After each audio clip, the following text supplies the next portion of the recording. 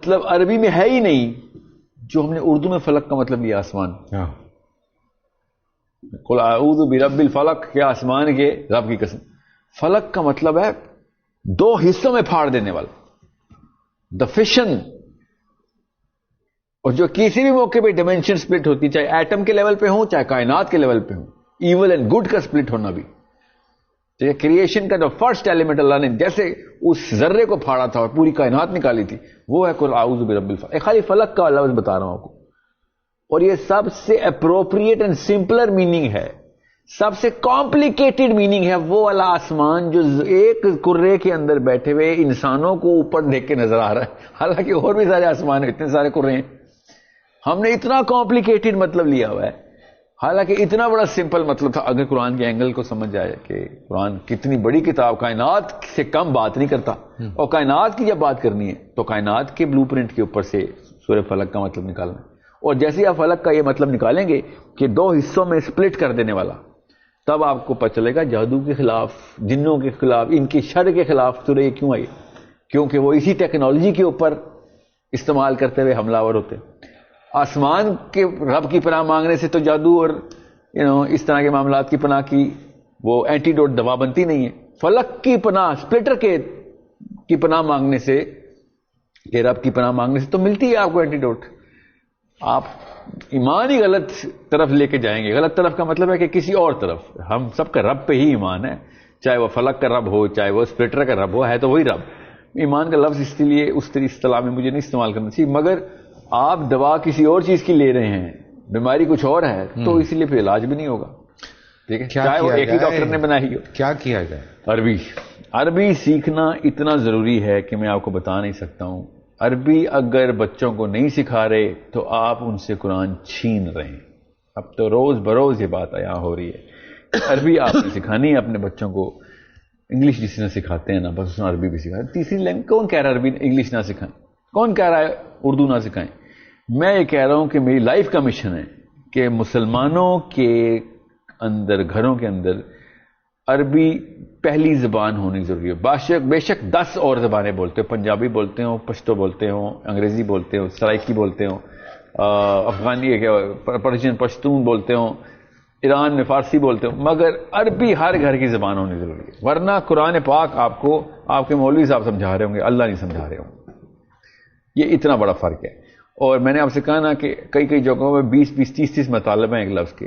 فخر الدین رازی کی نا ایک تفسیر ہے، انہوں نے اس پہ گرافس بنائے ہوئے ہیں، پرانی ہے ظاہر، آپ کے تو عالم نہیں ہے، تو ان میں کچھ ایسے مطلب مطالب بھی انہوں نے پیش کیے. اور عربی کیا مطلب کہ اب آپ کی مرضی ہے، آپ جو بھی مطلب نکالنا چاہتے ہیں اس میں. عربی تو یہ بتا رہی ہے، اللہ نے وہی لفظ استعمال کیا، اس کے یہ مطلب تو ہیں.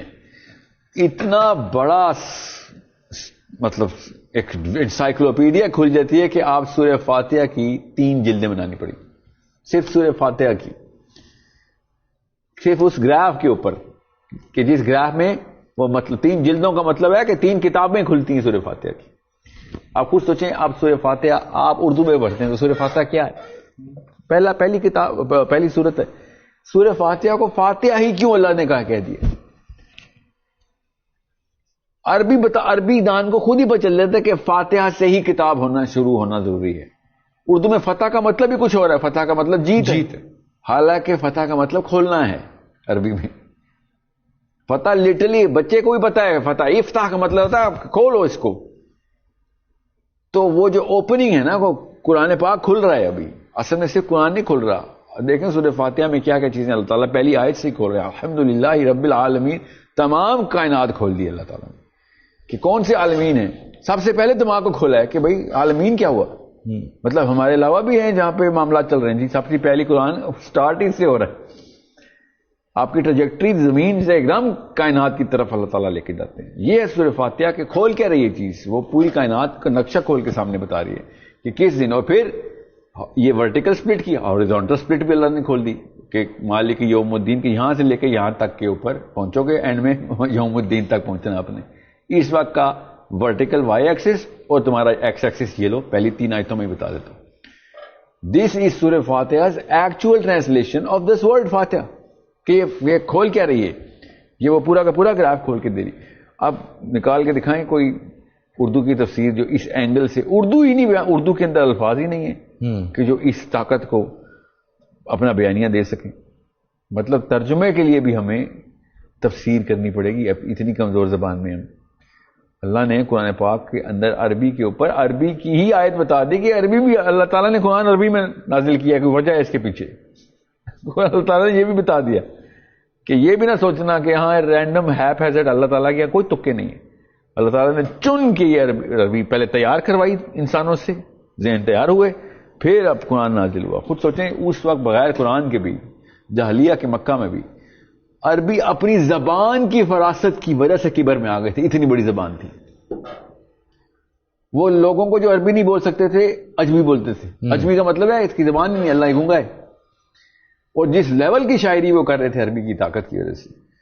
اور اللہ تعالیٰ نے پھر سورہ نوح کی جو آیت ہے وہ ان کو بتانے کے لیے کی کہ یہ لو، یہ بنا کے دکھاؤ، تمہیں زبان کے اوپر ناز ہے. کیونکہ زبان پہ تو ناز تھا. جس طرح موسیٰ کے ٹائم پہ فرعون کے جادوگروں کو اپنے کاہن ہونے پہ ناز تھا، واقعی صحیح جادو کرتے تھے، یہاں تک کہ پریڈکشن صحیح بتائی تھی، بچہ پیدا ہوگا مار دے گا تجھے. صحیح مطلب جادوگری تو کر رہے تھے وہ. اس طریقے سے عربیوں کو زبان کے اوپر واقعی میں عربی میں اتنی طاقت تھی، زبان کی طاقت تھی ان کے اندر. They were very proud. Yeah, and they were rightly in that sort of a state because the language did have that power. اللہ نے پھر جب اپنے الفاظ دیے تو وہ پھر جی ہاں، ابھی بھی اردو کی جتنی بھی شاعری ہے، بہت اردو کا شغف ہو، اردو کی شاعری کے تمام تر اوزان عربی کے اوپر ہی بیلنس ہوتے ہیں. آپ کر کے دکھائیں، جتنے بھی ہجان کھولیں گے آپ عربی کے اوپر ہے. ہمارا سارا انسٹرومنٹیشن عربی کے اوپر رکھی ہے ہم نے. شعر کوئی بھی اٹھا لیں، اس کا مصرع اپنے بہر کے اوپر اوزان درست کرنے ہوں تو عربی کے ہی انسٹرومنٹس استعمال کرتے ہیں. ہم فارسی سے تو نہیں لے سکتے. تو محتاجی تو ہمارے پاس رہے گی. اب رہی بات، چلیں بلاغت کو تو اصول چھوڑ دیں، اس وقت میں بلاغت کی بات ہی نہیں کر رہا ہوں. میں خالی مطلب سمپل لینئر سیمینٹکس کی بات کر رہا ہوں کہ وہ مطلب ہی نہیں مل سکتا اردو کو جتنا مرضی بڑا عالم ہو، اردو کو وہ مطلب ہی نہیں مل سکتا کہ جو عربی کو پہلے مطلب لسٹ میں سب سے ٹاپ آف دا لائن. لیکن یہ ذرا تھوڑا مشکل ہے چونکہ عربی کو اس طرح سے عام کرنا مشکل ہے، مگر کرنا تو پڑے گا. پہلے یہ پتا ہے زیادہ مشکل کام تھا عربی چھیننا، ورنہ تو مسلمان سارا عالم عربی بولتا تھا. عالم اسلام سارا ٹونیزیا، موراکو، سوڈان، یہ عربی کہاں سے بول رہے ہیں؟ یہ ہم نے اپنی اناج چمکائی ہے. یا زیادہ مشکل کام تو ہم نے کر دیا عربی چھین کے، ورنہ عالم اسلام میں عربی کوئی ایسی بات نہیں تھی. 50 سال پہلے تک پاکستان میں بھی عربی مست تھی. 50 سال پہلے ٹیکسٹ بکس ہماری عربی کی اسکول میں چلتی تھیں. یہ ہم نے اور بھی پیچھے آ جائیں، میں نے خود پڑھی ہوئی ہے پانچویں دیکھ لیں. پھر یہ تو مطلب اس ٹائم 5ویں تک تو چھوڑیں نا، میں آگے کی بات کر رہا ہوں. 5ویں تک تو ایک نخرہ رہ گیا تھا نا کہ چلو کسی پولیٹیکل ایجنڈا پہ عربی رکھی ہوئی ہے کہ چلو اللہ کو بھی خوش کر رہے ہیں ضیاء الحق کی وجہ سے. یہ معاملہ اتنا ضروری ہے کہ ہمیں پتا ہو کہ کسی زبان کو ایک خطے سے نکال لینا مشکل کام ہوتا ہے، ڈال دینا جی نکال لینا مشکل کام ہوتا ہے.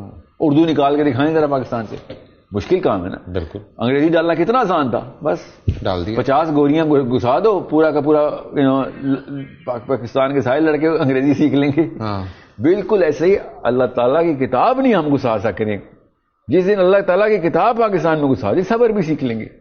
وہ فیسینیشن دینی پڑے گی ہمیں اپنے بچوں کے سامنے. وہ کیسے؟ کائنات کے اصلی بلو پرنٹس کھول کے سامنے پڑیں گے کہ یہ لو تم ہالی ووڈ کی فلموں سے فیسینیٹ ہو رہے ہو، ہم تمہیں 7ویں آسمان کی سیر کراتے ہیں، اصلی حق والی، دی ایبسولوٹ ٹروتھ.